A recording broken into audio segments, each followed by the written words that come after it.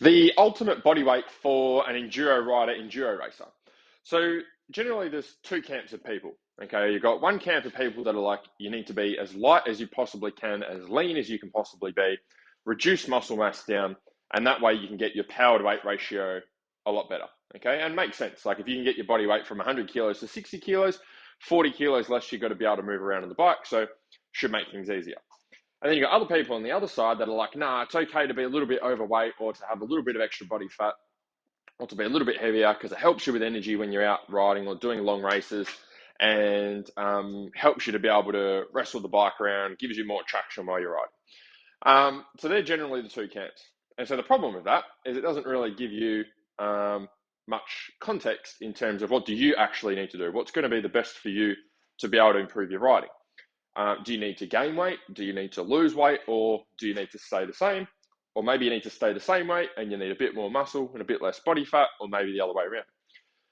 And so the problem is when you don't know what's going to help you the most on the bike, it's a hard thing to be able to trial and error yourself because it takes time to gain weight and it takes a lot of time to lose weight and a lot of effort to be able to do it as well. So hopefully this video, my aim is to give you a bit more clarity on how to tackle body weight, what to do. I'm going to give you some examples here, like with the weights that are going to help to demonstrate a few things for you, and hopefully just give you a bit more clarity on what you need to execute on. So first camp of people is people that believe that you need to be as light as you possibly can on the bike. Now, when it comes to sports like cycling, I don't have a cycling bike or an exercise bike here, but when it comes to sports like cycling and endurance sports like running, other sports that just predominantly use your body weight, really, cardio events, weight is important. Okay, and the reason that weight's important is because that's what you're moving most of the time. So, like if I'm a marathon runner, I have to move my body weight the whole time. Okay, that's the thing that I'm moving. So it makes sense that if I can get myself a little bit lighter, it's going to be easier for me to run because I'm going to have less load and less weight to move, which is great. But the thing that's different between, say, running a marathon and doing an enduro race is you've got a 100 kilo bike. So if we jump down here and we have a look at these weights, okay, let's say I'll pull them out. So this is that's a 25 kilo plate right there. Okay, now I can't even pick that up with one hand because that's a decent bit of weight. So that's 25 kilos. Okay, this is another 25 kilo plate that we've got. That's 50 kilos. Okay, now I don't know if you can tell how heavy they are on camera, but they are bloody heavy. Okay, so that's 50 kilos.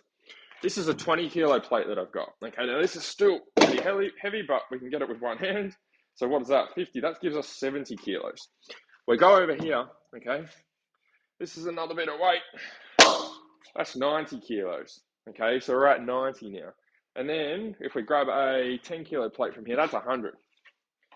All right, that's 100 kilos that we've got there of weight. Okay, and so at a minimum, that's what we're wrestling around out on the track. Now, obviously, you're not lifting 100 kilos up directly, but you're wrestling it around. Okay, if you're doing hard enduro, you're definitely wrestling it around and picking it up and down off the floor. If you're doing normal enduro and you're riding fast, when you're doing 100 k's, plus through the desert and you hit a bump, that 100 kilos has got momentum going one way, and we're trying to pull it back the other way to keep it under control. So it's a shit ton of weight. Now, the thing is, when we're moving weights, okay, or heavy weights, if we're too light, okay, and our body weight is too light, okay, or we're on the lighter side, what's going to happen? So we're underweight. What's going to happen is we're not going to be able to develop the strength that we need to be able to wrestle around the 100 kilos plus easily. Okay, it doesn't mean we can't do it. It can be done, but it's just going to be a lot harder for someone who's a lot lighter. So all things being equal, if we had a rider that's 50 kilos and a rider that's 100 kilos, and they all did the same training, same genetics, all that sort of stuff, the rider that's 100 kilos is going to find it a shit ton easier to move their 100 kilo bike around compared to the guy that's 50 kilos because he's got a bit more weight behind him. So first of all, we don't want to go too far underweight. Now, the other end of the spectrum is like, okay, cool. So if we're stronger, heavier, we can make the bike feel lighter, use less energy when we ride, that's great. But then how do you draw the line the other way? Okay, and not make sure that you're too far overweight. So the problem is if we're carrying too much body fat, then we make things harder for ourselves when we're riding because we're moving more weight than what we should be. So if I come over here, we'll grab a 10 kilo plate. Okay, this is a 10 kilo plate of 10 kilos. For those of you that aren't familiar with the bumper plates. So that's 10 kilos. That's a decent bit of weight, right? Now, if you go and ride and you've got 10 kilos of body fat, imagine strapping this thing onto your back and going riding with that, okay? And going riding for 3 hours. That's a fair bit of extra weight to be moving around. So again, how do we define what the perfect weight is? So depending on your height will depend on how heavy you are. If you're a bit taller, you're going to be on the heavier than someone obviously who's a bit shorter, who's going to be a bit lighter. But ultimately what we're looking for is we're looking for a low level of body fat. Okay, so optimally, like for someone who's riding at a high level, should be around maybe 10 to 12% body fat. Okay, but if you're riding recreationally or it's more of a fun thing, then it can be a little bit higher. But ultimately, you want to have your body fat as low as you can get it and have as much strength as you can possibly have at the same time. And sometimes that does mean, if you're underweight, that does mean putting on a little bit of weight or putting on a bit of muscle mass to get stronger, to make the bike feel lighter. But there's also going to be a lot of you out there as well where you're probably on the heavier side. Okay, more so than not, for a lot of people, they're on the heavier side. They've got too much body fat and they're carrying too many of these 10 kilo plates with them when they're going riding. Okay, so if even a little bit heavier again, if you're 20 kilos is a fair bit of bloody weight. That's one of these plates down here. That was the 20 kilo plate there. That's one whole of those that you're carrying around pretty much on your back. Every time you lift your ass up and down off that seat on the bike, that's an extra 20 kilos that's going through. So, if you're doing a 10-minute ride, it's going to be hard doing that. You're doing a 3-minute ride with an extra 10 or 20 kilos strapped to you. Like imagine having a weight vest, right? Imagine having a weight vest with 10 or 20 kilos in it and riding with that. It'd be hard. And that's what happens for a lot of riders when they go too far the other way.